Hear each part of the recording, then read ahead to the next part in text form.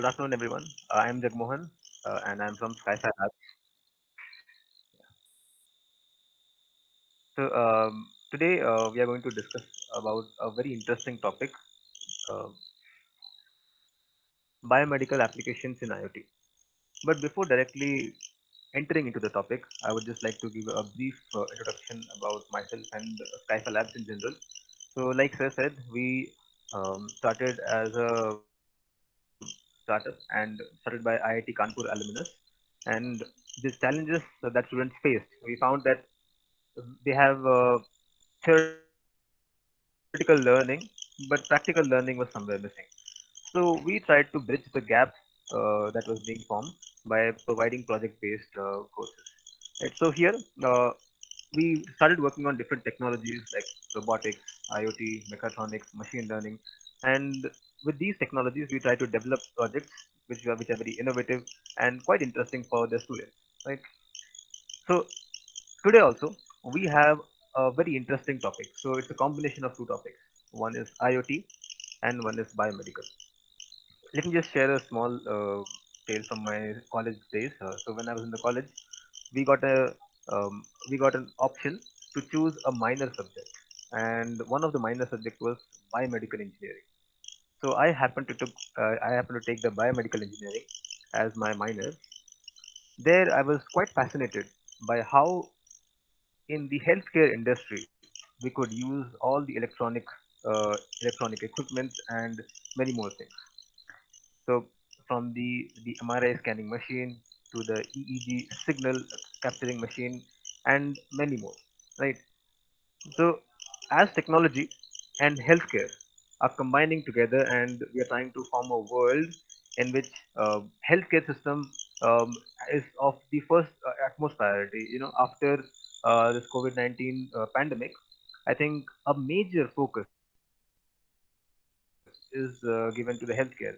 Before this, yes, it was there, but after this, the seriousness has all definitely increased, right?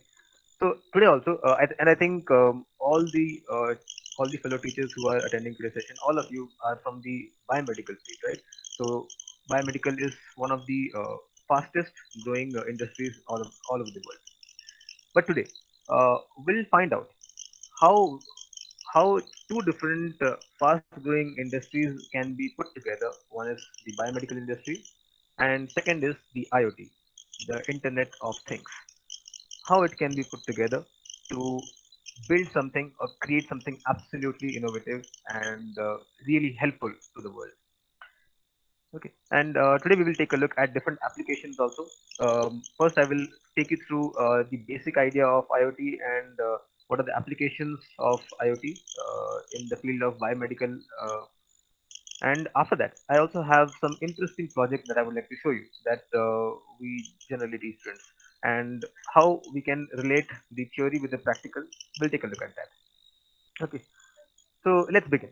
The first topic that I would like to discuss with you is IoT. Right. Uh, this is this has been a trending topic since last few years, and IoT. It stands for Internet of Things. The interesting fact about us human beings is that nowadays we are completely surrounded with technology. All of you now just imagine we all would never have met if there was no laptop or internet or mobile phones. In this pandemic situation, we could never have met and have this session, right? So we are all surrounded with technology, and we are using all these kind of technology for our benefit, right? Now, what does IoT mean? It means Internet of Things, a system of interconnected computing devices. So we have so many computing devices like phones, computers, laptops, iPads, tabs, and many more. All these devices, what if all of them are connected to each other by some medium, and all of them are able to talk to each other or communicate with each other because of because of some reason. So that is the main idea of IoT. So a system of interconnected computing devices. But what is the purpose? So that the data can be transferred over network for storage and analysis. Right. Today, is the world today is the world of data, right? So today, knowledge is not power, data is power. If anyone has got data, they have more power than anyone else, right? And that's why data is very, very important. And when we're talking about data, it can be anything. It can be any kind of data. So IoT means all the devices are connected to each other. They're able to transfer or share data amongst each other, and the data is being stored somewhere for analysis. Okay, now you all must have heard about machine learning also, right? So that is one upcoming technology in which we will make machines, or we will make smart computing devices which can learn by themselves, just like a small baby. The baby can learn, right? We teach languages, we teach many things. Similarly, computers can also learn by themselves, but we need to give them those machine learning models so that they can understand, right? So we will see how IoT is impacting us, and what is the future aspects of IoT and biomedical. Okay. Now for IoT, just let me give you a small situation first. Okay. And based on this situation, we will try to take the whole session. Okay. So let me just narrate a small story to you.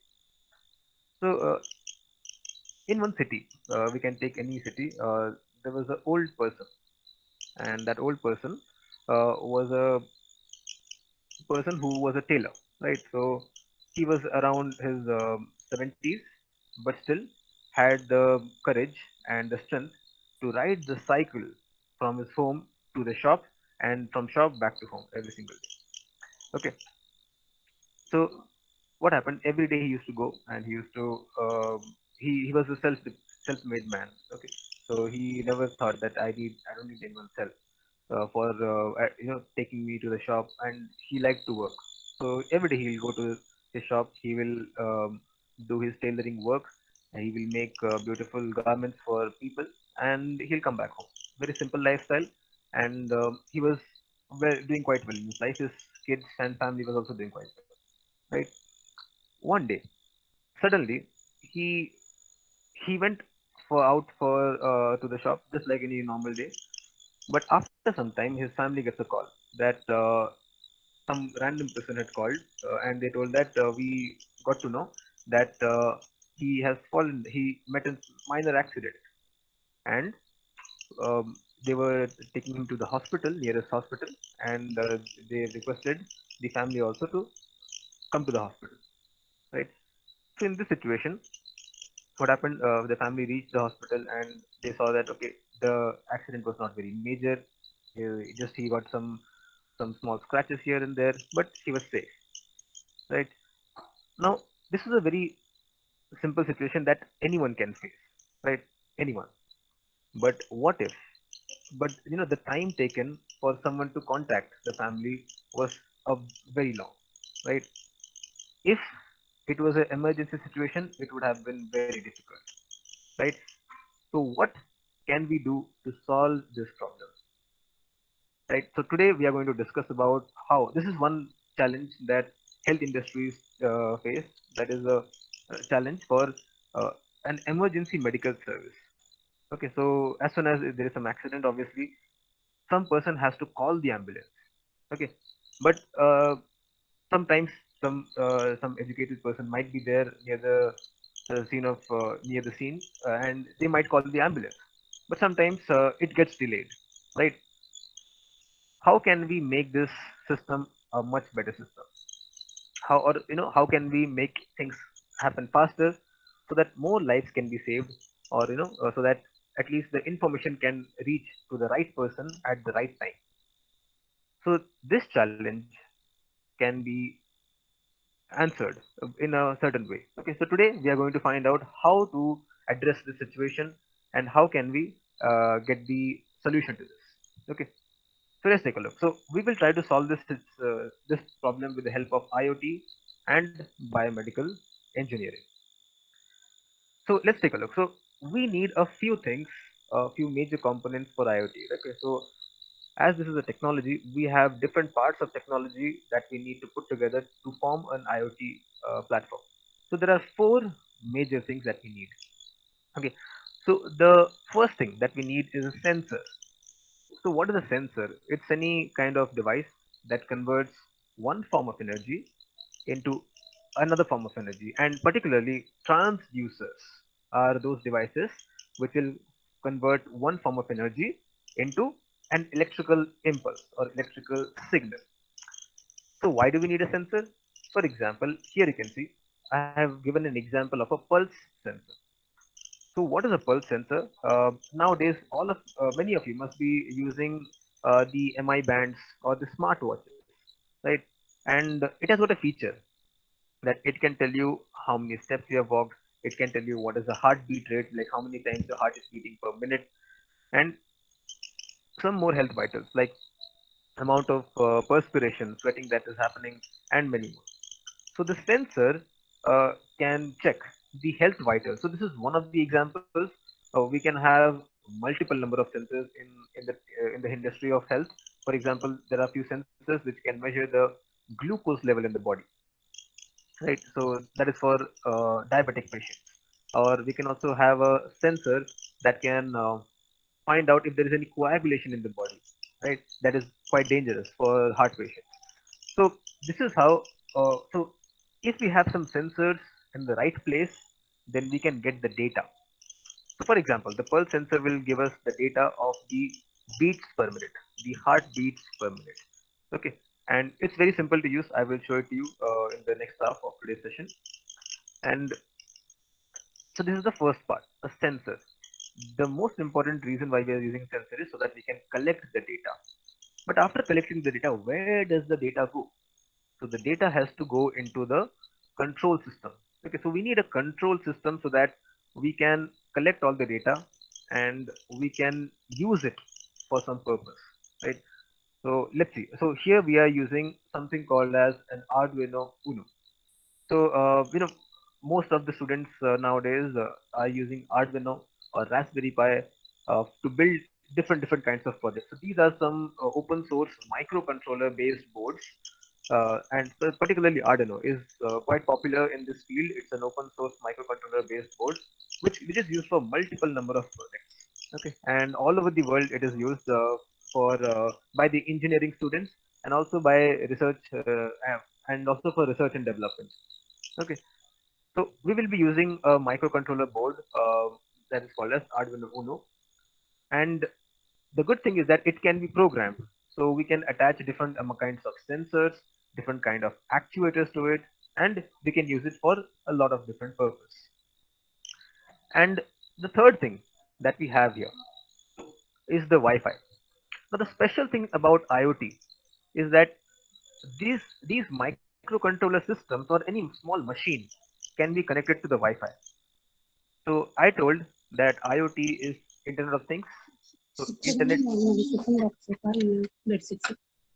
அன்னை கொண்டு வந்து போயிடுச்சு இது அது இல்ல அது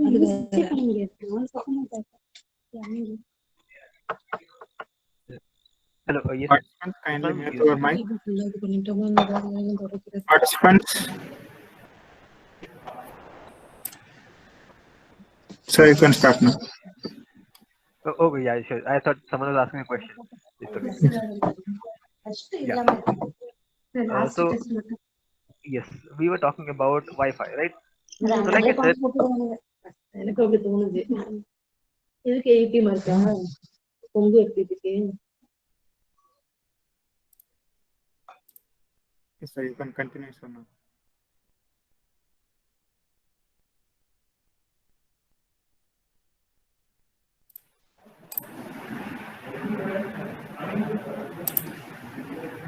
So kindly unmute your mic, sir. sorry. Yeah, yes. Okay. Oh, okay. It became mute. Okay. So, sorry. Yeah. Now, can you hear me, sir? Yes, sir. Okay, great. So, yes. So we were discussing about Wi-Fi, right? So the control system can be connected to the Wi-Fi. For example, we can connect our smartphones to the Wi-Fi. We can connect our laptops to the Wi-Fi, and that is the way we connect to the internet. That is a vast world of data. And the fourth thing is the cloud platform. Okay, so what is a cloud platform? It is a virtual storage space. Like for example, if you want to store some files, then we would use a pen drive or a hard drive, or we can use the hard disk inside of a laptop or phone. But those are perishable. So suppose the pen drive is lost, or suppose the hard drives get corrupted, then all the data, all the valuable information is lost. So cloud platforms are it's a kind of a service provided by a few companies, which will give us some kind of virtual storage. So we can store data in their storage, and we have to pay, right? So these are the four major parts of the IoT. Let's take a good look into each one of them, right? First one is a sensor. Okay, so there are so it takes the input from the environment, and we have a variety of sensors. Like there are hundreds of sensors. To name a few, there's a PIR. This is a motion sensor. Then there's a soil moisture sensor. Then there's a temperature sensor. And like I said, we'll be using today a pulse sensor that is for the biomedical application. This is the first part. Second part we need is a control system. The control system, it can be anything. There are a lot of examples here. For example, the Arduino Uno microcontroller board, the Raspberry Pi, Intel Edison MSP 430 that is launched by the Texas Instruments. So all these different microcontroller boards can act as a brain kind of thing, which can connect, which can take the sensor value as an input, and also it can connect to the Wi-Fi. So once it connects to the Wi-Fi, it can transmit all the data from a remote location to the Wi-Fi. And once it goes into the internet to some kind of cloud platform, those cloud platforms can be accessed from anywhere across the world. Okay. So what is the use of the control system? It receives the data taken by sensors and processes it to give the desired output. This is the second part. Third part, a Wi-Fi. Okay, so we need a Wi-Fi module also. For example, we have to connect our microcontrollers to the internet or to any local Wi-Fi network so that it can be connected to the internet. But some microcontroller boards come with an inbuilt Wi-Fi chip on it, some don't. Right? So here we have something called as ESP8266 module. So this module ESP8266 is a very basic version of a Wi-Fi module that can be connected, that can be used on the microcontroller board to connect to any Wi-Fi. Okay, and this is one of the major parts of Internet of Things. So yeah, so we were discussing about interconnected devices. So if all the systems, all the remote systems are connected to the internet, so internet can be a medium for the transfer of data, right? And obviously this is one of the ways in which the all the systems can get interconnected, and there's also a very strong reason why we were choosing the internet only as a medium for IoT. We'll discuss about that more. So this is the third part that we need, the Wi-Fi. And the fourth part we need is the cloud service. Okay, so cloud is a virtual storage. So there are a few companies which provide some part of it they provide free. For example, if you open a new Gmail account, right away you will get 15 GB absolutely free of cost to store the data. Okay, we can store all our data, all our emails. We can store some videos, photos, and many more things, right? There are some other companies who are also working in the same field. So IBM Watson, AWS, ThinkSpeak.com. So this ThinkSpeak.com is one interesting one because they provide it for students absolutely free of cost, and we can get some charts and graphs like this. For example, if you want to project the pulse of a person on a chart, then we can do it on ThinkSpeak.com, and this data can be accessed from anywhere in the world. That is the beauty of this, right? So after having the data, we can do some data analytics, and we can find out, or we can predict the health of a person, or we can do many more things with that, right? So the IoT has got so many different variety of applications. For example, it has not only in the biomedical field, it has some other applications also, like smart homes, health services. For example, in smart homes, so you can control your houses with the help of your smartphones, or you can control it from outside. Like you'll be having an app that will be connected to the internet, and if some device in your house is connected to the internet, you can actually access, turn it on, turn it off, and you can control it from anywhere in the world, right? In the health service, definitely it is growing a lot. It is becoming a huge thing right now in health service because health industry is also growing in a very big way. So we'll discuss more about how it is impacting the health service in the next slides. Let's take a look at two more things: smart cities and smart agriculture. So you must have heard about this city called as Dholera in Gujarat. So that is a new city that is being built, and it is claimed by the government that it is going to be the smartest city on at least in India, right? So they are trying to implement a lot of different kind of sensors throughout the city. They are trying to connect every single device, every single computing device to the internet, so that every and all the data can be collected in one place and it can be analyzed for a lot of things, right? For example, if a tree falls down somewhere, no one needs to go and call the municipality. A message will automatically go because of the computing systems kept all over. If any accident happens, then no one needs to call the ambulance. Automatically, the person will be having a health tracker on the wrist, and if any kind of accident happens, the vitals will change rapidly. So then the message can be transmitted or it can be sent to the nearest hospital or to the family members, right? So in this way, we are trying to build some smart cities. Also, IoT has a huge application in smart agriculture. So when we are talking about smart agriculture, we are trying to think about a, a place where, or some kind of good amount of harvest, right? So farmers are struggling every year to meet, to to produce all kind of different kinds of crops for us, and they actually serve the whole country and abroad, right? So if this is a sector, if we can improve, then a lot of things in the health industry can be taken care of, right? By decreasing the number of pesticides, by making more organic farming. That is also a way we can improve the health sector in a great way. But yes, today's topic of discussion is majorly on biomedical, right? So, what is the what can IoT be used for biomedical in the field of biomedical? So we talk about telemedicine, right? Telemedicine means um, using technology to provide medicine or to provide consultation or to provide some kind of health service, right? So now to provide the health service, okay, we will be living in remote areas, but how can we monitor it? How can we track it? How can we deal with emergencies and all, right? So first point is remote monitoring. So just like today we are going to take a look at how remote monitoring will happen. You can see a small image over here. There's a pulse sensor a person is having on the finger, and that is connected to the smartwatch. And then the smartwatch is connected to the smartphone, and then the smartphone is connected to the cloud. So the cloud service is a common center of data.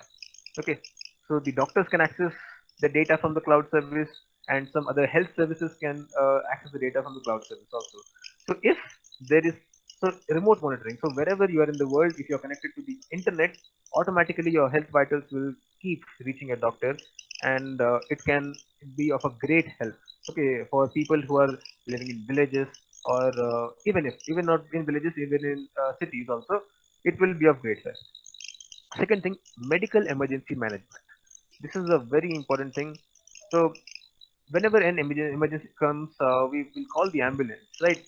What if the ambulance gets a message by default, or the hospitals, the nearby hospitals get a message by default that yes, there is a problem over here, you have to go there, right? And this can be a faster way to provide emergency services to people. Like for example, um, either it can be old people or pregnant ladies. It can be anyone, right? So any kind of emergency situation can be handled or taken care much better way by using the IoT application. And one very a common example is continuous glucose monitoring. Okay, So diabetic patients, they have to keep a check on the amount of glucose in the body, right? If it goes up, then they can face a lot of issues. So that way, if we can monitor it in a very nice way, it will be very helpful for the people, like for the family members also. It will be very helpful.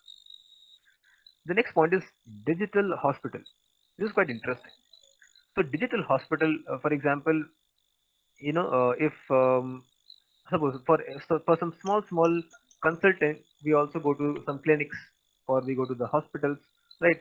Digital hospital would be a platform where the doctors will be available. You can book an appointment and you can get the consultation. You can get the services you need. So there is one organization, a startup called as Practo, that is doing it quite. So I just got to know about that recently. There are many more other new startups coming out in this biomedical field where they're using technology to serve the healthcare industry. Okay, and the next thing is real-time location service. This is one of the most important factors in terms of biomedical. For example, if you want the doctor to reach a certain place, if you want the ambulance to reach a certain place, we have to find the location, right? For example, if any accident happens, someone will call the ambulance. They'll tell the nearby location. Now, the ambulance people are smart enough. They know it, and the drivers of the ambulance, they are well familiar with the city location, right? But if we use a technology to to cater this needs, then what will happen? The nearest ambulance will be readily available. For example, if the GPS coordinates of a particular accident or a particular vehicle is has come to know. Okay, so this is a vehicle which is at this particular location, and then what we can do is the data can go to the ambulance. On the map of the ambulance, it will point up, right? So on the Google map only they can look at it and they can go very fast. Okay, and also we can make such systems that if there are 100 ambulances in an area, the nearest ambulance will get it. Like for example, if you have used Ola or Uber services, then wherever you're standing, whichever place you're at right now, the nearest cab driver will get your location, will get to accept your ride. Right. So the same kind of technology, why can't we use it in the emergency situation? Right. That will be a much faster and much easier way to do it. Right. So these are a few applications where uh, we can think of in biomedical. There are many more applications. A lot of research is also going on how we can improve the biomedical industry by using IoT. Okay, but let's take a look at a few interesting facts. So here you see, so what is the future of IoT and future of IoT in the biomedical industry? So here you can see I have a few charts over here, and on the right side you can see there are different applications: smart cities, industrial IoT, connected health. Okay, and connected health is actually a major part of it, right? So so healthcare is one industry which is growing very fast, and IoT is also, it's contributing to it in a very large way, in a best way.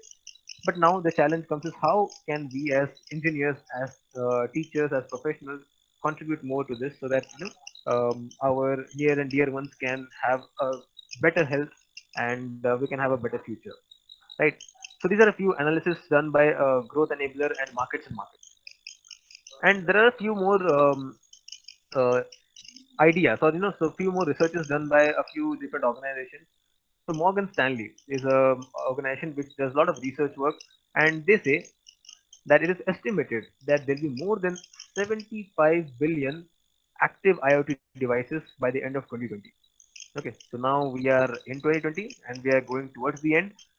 So right now, approximately, if I'm not wrong, the world count of number of active devices which can be connected to internet are approximately somewhere around 65 billion. I'm not sure of the figure, but I think it is I read it recently somewhere.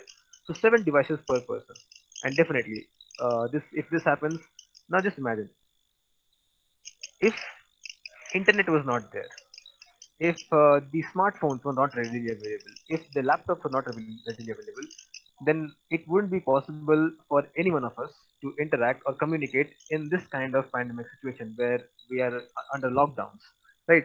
We can't go outside of our house. Our circle will be limited. We can't communicate with the world in a very effective way. But now, even if we are sitting in one place, we can actually connect to someone in USA or in Japan, in any part of the world. That is the beauty of internet and IoT, right? Another prediction: General Electronic (GE) has predicted that investments in industrial IoT devices will reach a whopping $60 trillion in the next 15 years. That's an amazing thing. But the next point is very interesting. The wearable market, which comes under the fitness category, which comes under the biomedical category. So the wearable market, which includes devices such as fitness trackers, smartwatches, could become a $25 billion market by 2019, and it actually has crossed the 25 billion margin. It has become a bigger industry right now. Okay, and you might notice that nowadays people are not wearing the normal analog watches; they are wearing the smart watches, right? And because of its features, and obviously health being at the first priority of this thing. So with this, the companies are also making such kind of smart devices which will track your health in a very nice way, right? And we have one more. So IoT will have a total economic impact of $11 trillion by 2025. That's a very huge number. Okay, so these are all the figures that we have right now based on the lot of research done by these big companies. So right now, we have to understand one thing, that we have understood that how what is IoT and what can we do with IoT, right? So now it's time. Let's try to take a look at it. One kind of application. Okay. So today I will take you through one of the application. Like I said, remember starting a problem. The old man going on a cycle to the tailor shop, falls down, meets an accident, and someone calls and tries to inform the parents. But now let's try to think of it in a different way.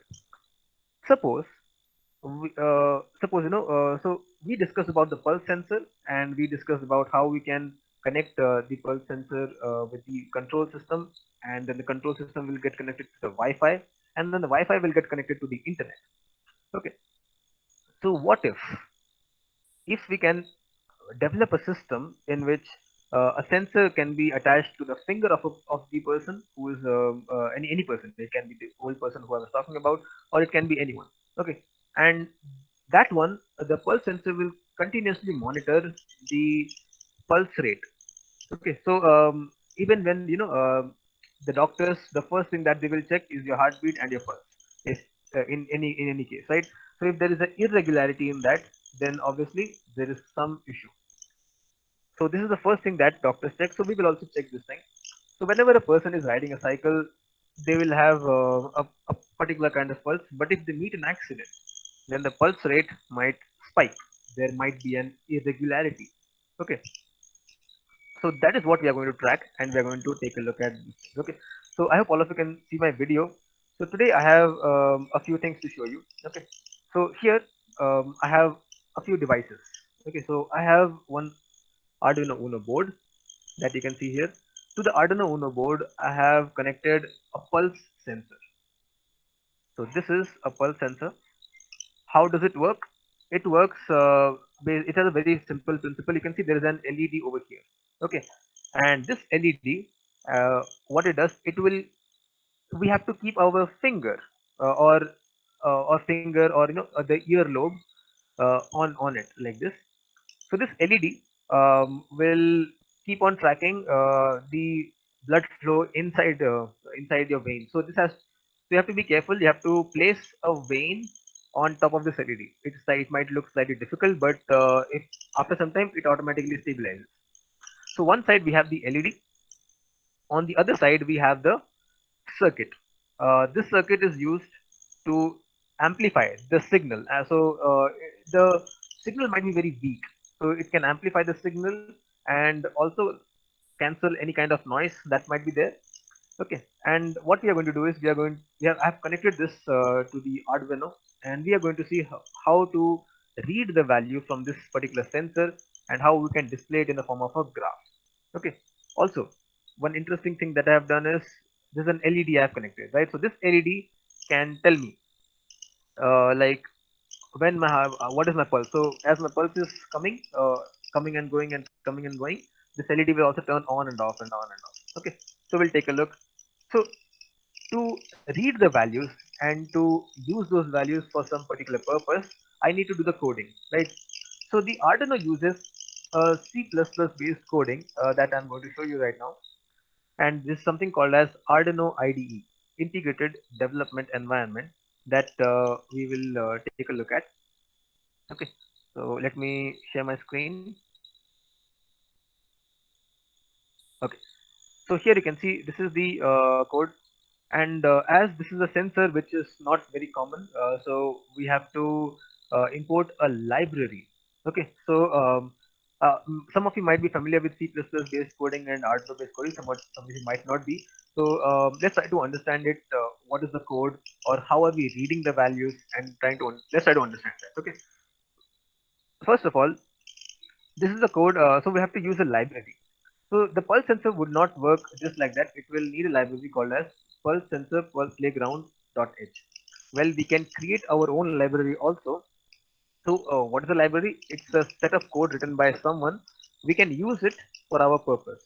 Okay. So we might not be knowing how things work from the inside, but some people who made it or who know it very well, they make those libraries and they post it on GitHub and some open source platforms so that we can use it. Okay. So here we will use the pulse sensor playground library to read my pulse. Okay, so today I'll be the host of, I'll be the subject over here to find out the pulse. Okay, so over here we are taking some variables first.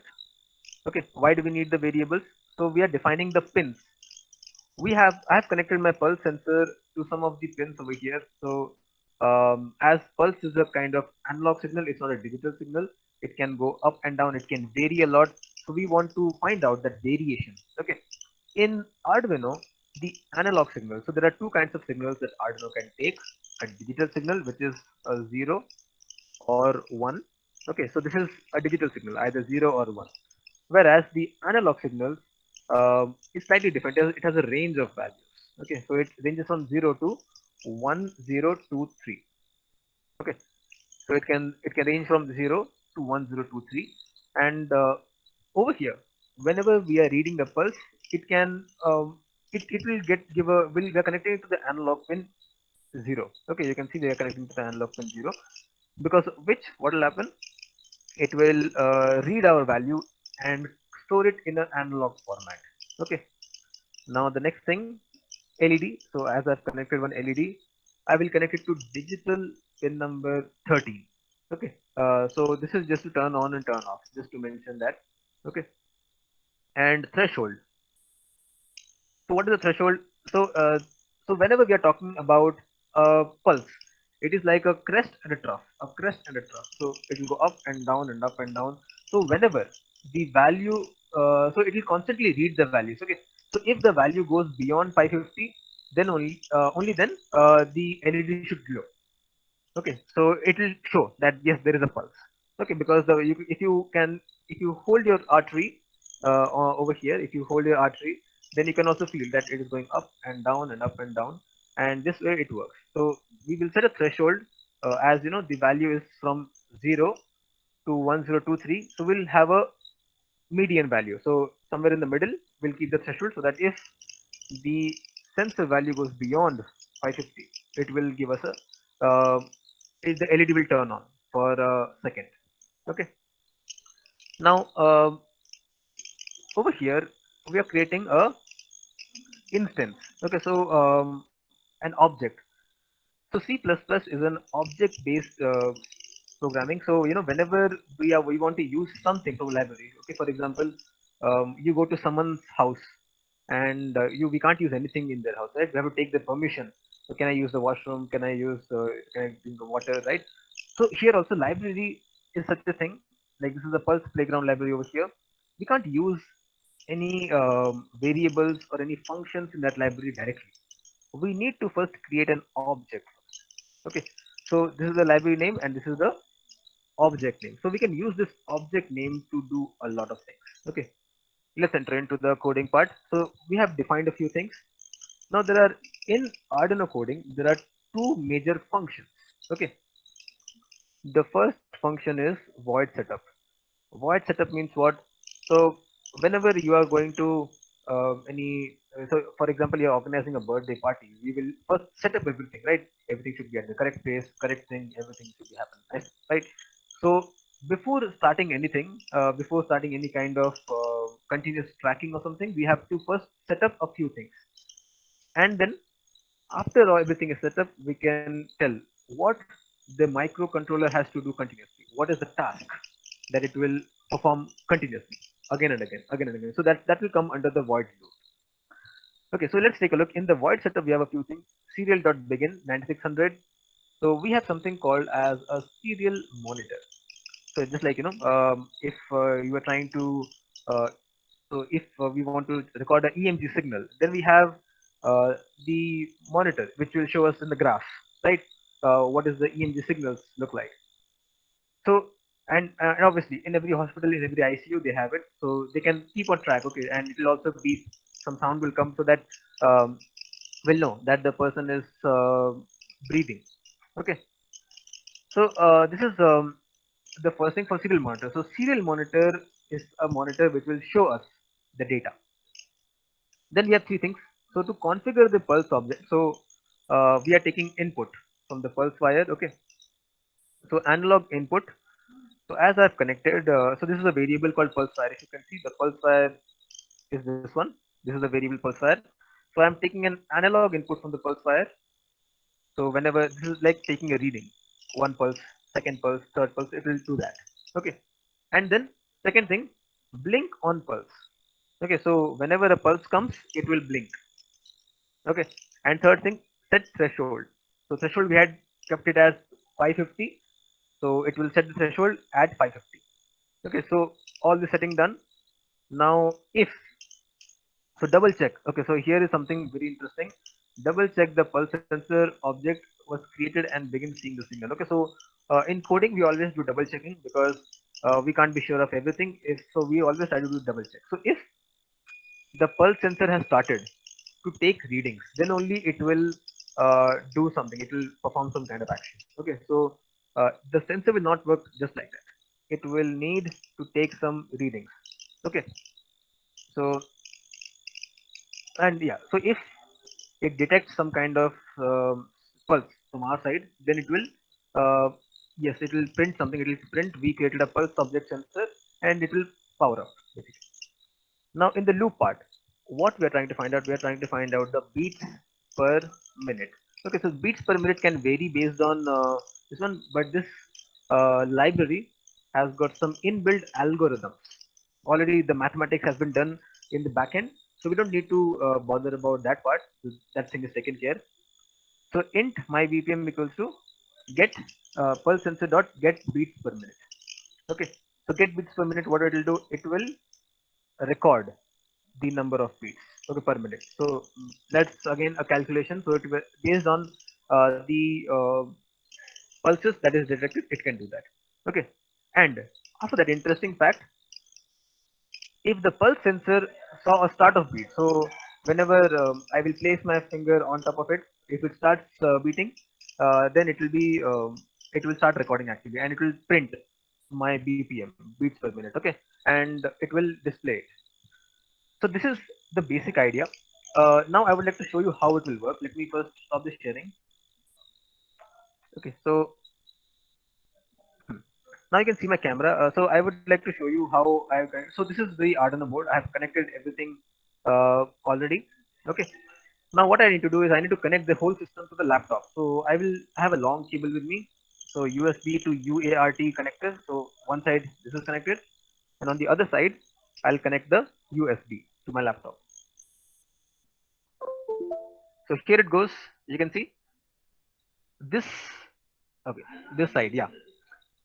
This is the pulse sensor. Okay, so it is very bright, very quite bright LED, and over here this blue LED, this will show me the beats. Okay, so first of all, let me so if I what I'll have to do is I have to keep my finger. I'll just bring it down so that it will be easy to see.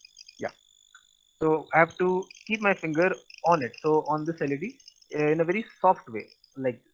Okay. So if I keep my finger over here, then the beats will start. Okay. So you can see the LED is glowing, but also okay. So if you can notice the LED, it is glowing based on my pulses. Okay. But this is not giving a accurate information of what is my beats or what is my pulse beats per minute. Let me show you in a graph. So now see, I left it. So when as soon as I remove my finger, it stops the reading and it's taking some random reading from the environment. Okay, so we have to be very careful. This is a very sensitive sensor. This is quite sensitive. So let's take a look.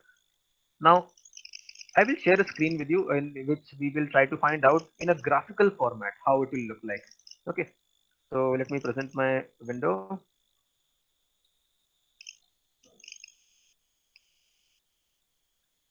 Okay, so I hope you can see my screen. So this is the code. We have something called as a serial plotter. Okay, so if I go to tools, there's something called as a serial plotter. So plotter means what it will do, it will plot the whole thing over here. Okay, so I'll maximize it. Now see, now I have not, yeah, okay. So I have not kept my finger over here, so that's why it's not giving any kind of reading. So I'll just place my finger slowly. You might not be able to see my video very clearly, but I'll just place my finger. Hmm.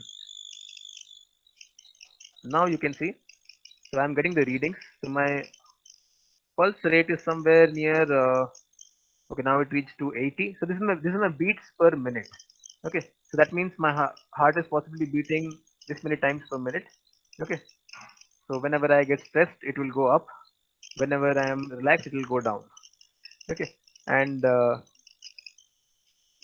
yes, so you can see how it is changing. So this is the in a graphical format we can see how my beats per minute might change. Okay, so I am not keeping it very stable. That's why it is changing too rapidly. Let me just try to keep it in a more stable way. Okay, so generally what happens, we don't use the sensors in a very open way.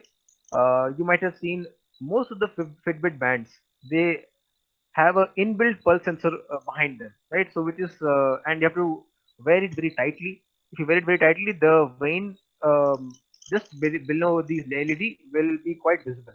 Okay, and then it will be able to track it in a very nice way, right? So now I am getting some stable values, if you can notice.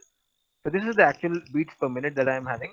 Okay, so it's below 100 because I am quite relaxed right now and I'm enjoying the session with all of you, right? And if there is some kind of motion that I'm doing with my hand, it suddenly changes. Okay, so now see, so whenever I'm trying to, whenever I'm laughing, it's going up and then down. So I just have to stay relaxed. So, so this sensor, as it is an open sensor, um, so this is completely open. I'm just placing it like that. So we can put it inside a module which will be of inside a covering so that we can fix it to the covering and we can put it on our finger in a very efficient way. Uh, if you put it on the finger in a very nice way, then it will be quite easy for the sensor to read the values. Otherwise, it becomes a bit difficult for the sensor as my sensor is completely open and I'm just placing my finger just like that. Okay, but when it is on a Fitbit band, you must have seen the Fitbit band. Or if it is a module which is connected to the finger, it will stay stuck. It will not move much, right? And that's why it will be able to give a very accurate reading, right? So yeah, so this is all I had in today's session of IoT applications of biomedical in IoT.